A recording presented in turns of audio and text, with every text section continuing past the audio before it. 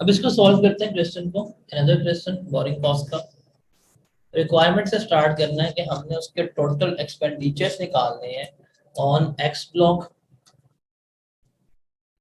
And Y block as on 31 December 2006। अगर हम IS-23 adopt कर रहे हैं, मतलब IS-23 के मुताबिक काम कर रहे हैं। सवाल है कि loan worth of ₹300,000 taken on 1 January 2006 for the construction of X and Y block, interest rate is 10% per annum and surplus funds are invested at 7% annum. ये उसने हमें बात बता दी है। जो एक्सपेंडिचर्स की डिटेल्स उसने हमें कुछ इस तरह से गिवन की है कि ईयर 2006 में जो 1 जनवरी था उसमें हमने एक्स ब्लॉक के ऊपर इतना खर्चा किया, वाई ब्लॉक के ऊपर इतना हमने खर्चा किया। फिर 30 जून को हमने खर्चा किया, इसके ऊपर टोटल खर्चे हमारे हो रहे हैं एक्स ब्लॉक के ऊपर 1 लाख का, वाई ब्लॉक के ऊपर हमारा 1.5 लाख का एक्सपेंडिचर हो रहा है। जो एक्स ब्लॉक है वो हमारा 30 जून 2006 को कंप्लीट हो गया है, इसलिए हमने इसको क्या करना है, हमने इसको यहाँ तक लेकर चलना है। ये इसने हमें तमाम बात बताई है, इसके बारे में हमने क्या करना है, अब तमाम चीजें जो हैं वो कैलकुलेट करनी है। तो इसको सॉल्व करते हैं। पहले हम बात करते हैं ब्लॉक एक्स की। अब ब्लॉक एक्स 30 जून को कंप्लीट हो रहा है और हमने पढ़ा हुआ है कि हमने जो बोरिंग कॉस्ट कब तक कैपिटलाइज करनी होती है, जब तक हमारा एसेट कंप्लीट ना हो जाए। तो ये 30 जून को कंप्लीट हो रहा है, तो हमें क्या करनी पड़ेगी, हमें इसके लिए ही इतनी बोरिंग कॉस्ट कैपिटलाइज करनी पड़ेगी। अब हमारे पास आ जाएगी जी बोरिंग कॉस्ट, उसमें कितना टोटल से लगी है, ₹1,00,000।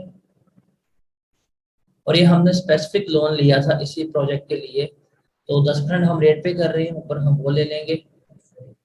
और चूंकि ये कंप्लीट हो गई है हमारी जून में, तो 6 महीने का इसके ऊपर हम इंटरेस्ट लेंगे। हमारे पास आ जाएगा कितना बनता है कितना नहीं बनता। तो इसका जो इंटरेस्ट बनेगा वो बनेगा 5,000।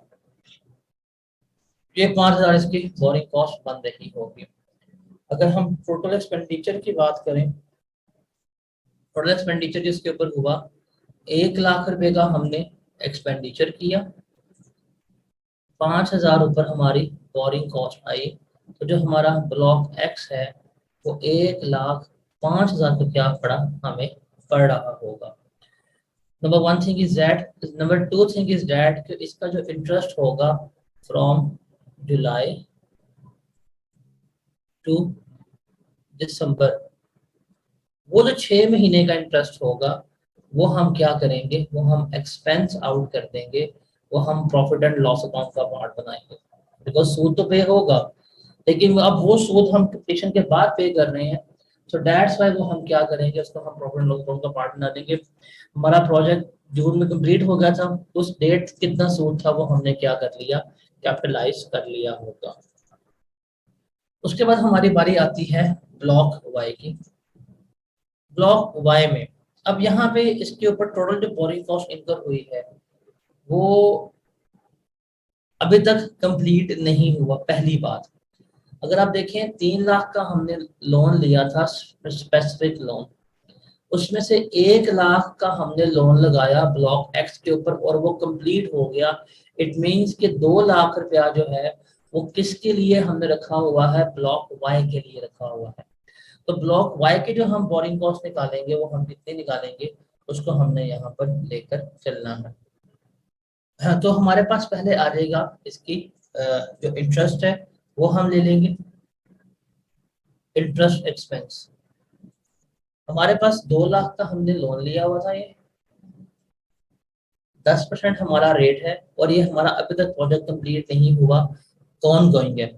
तो इसके ऊपर जो हमारा इंटरेस्ट एक्सपेंस आ रहा होगा वो कितना आ रहा है, 20,000 आ रहा होगा। इसमें से अब हमने लेस करनी है इन्वेस्टमेंट इनकम, वो हम इसमें से लेस कर देंगे। अब इन्वेस्टमेंट इनकम की बात करें, देखें जी हमने 2,00,000 का लोन लिया था, 2,00,000 का लोन लेते साथ ही हमने 50,000 रुपए की पेमेंट कर दी थी। ये हमने 50,000 की पेमेंट की, तो सरप्लस जो हमारे पास लोन था वो 1.5 लाख का मौजूद था। ये हमारे पास सरप्लस फंड पड़ा हुआ था, ये हमने इन्वेस्ट किया होगा। जनवरी में इन्वेस्ट कर दिया और अगली पेमेंट 30 जून को, इसका मतलब 6 महीने के लिए हमने ये 1.5 लाख जो है था वो इन्वेस्ट किया हुआ था। तो इन्वेस्टमेंट इनकम में आ जाएगा 1.5 लाख। ये हमने कितने महीने के लिए इन्वेस्ट किया था? 6 महीने के लिए। क्या हमें रिटर्न रेट मिल रहा है? 7% मिल रहा है, तो हमारे पास इन्वेस्टमेंट इनकम आ जाएगी।